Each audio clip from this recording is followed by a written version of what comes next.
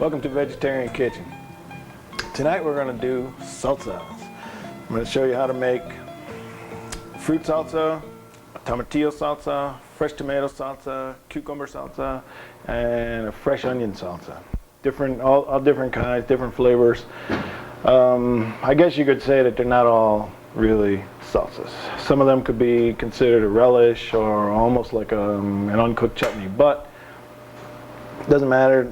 I'm throwing them all loosely under the heading of salsas, and they make great condiments, good accompaniments for a lot of different dishes. So I'm just going to go through all of them all at once in one show, and you can decide when and where to serve and eat these different salsas. Okay? So first thing I'm going to do is a fresh strawberry salsa.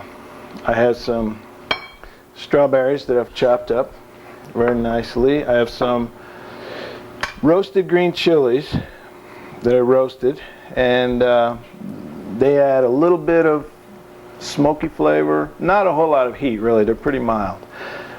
Lime juice I'm going to put in, jalapeno, which is optional. Jalapeno will add a little bit of heat. Cilantro, and I'll show you right now.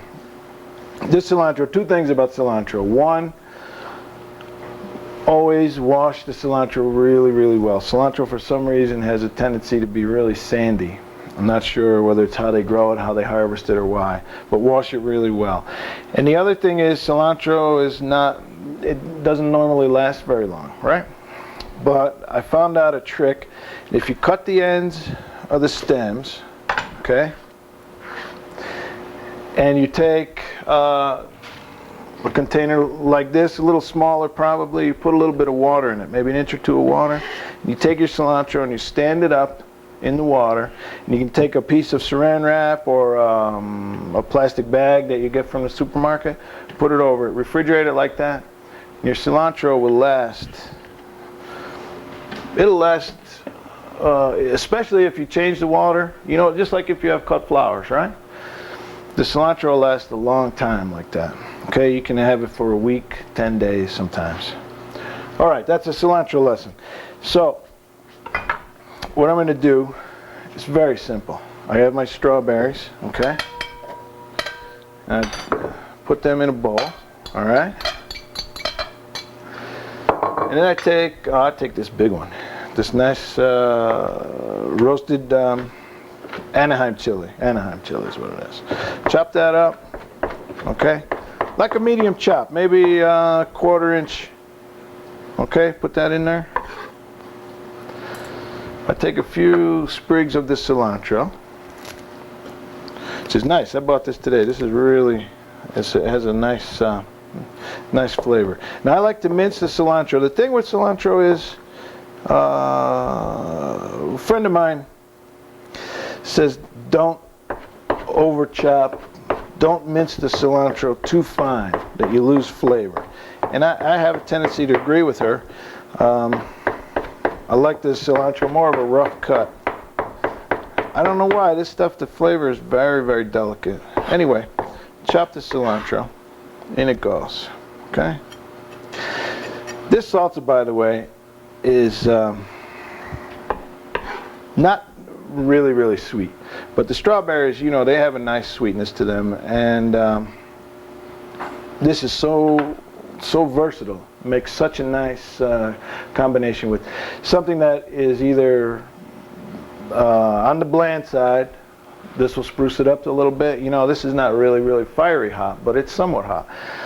Something that's really spicy, also with the fruit, the little bit of sweetness in the fruit and the cilantro. This can be used either as a hot chutney, you know, you can make it chutney, salsa, or a one that has more of a cooling tendency. And the difference is the jalapeno. You leave the jalapeno out and it's more cool. If you add the jalapeno, then it has a tendency to spice up your dishes. So take a lime, right? And what I like to do is roll a lime on the cutting board. And what that does, it breaks up the cells in the lime a little bit, and you can get more juice. See the juice coming out of that lime?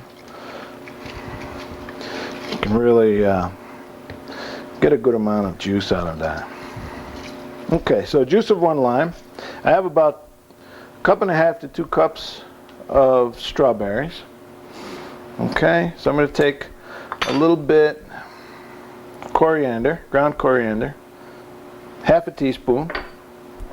I take a whole teaspoon, oh no, 3/4 teaspoon, cumin, okay? Tiny bit of salt. All right, 1/2 teaspoon or so of salt. Now you can leave out the cumin, coriander. I like salt, so I wouldn't leave that out. But anyway, those are really optional. Then I stir it around. This has a nice color. Now what I'm going to do also, because I like a little bit of pungency, I'm going to add about 1/2 of a jalapeno. One thing that I would caution you throughout this show is when you're handling any kind of a hot chili, be very careful. If you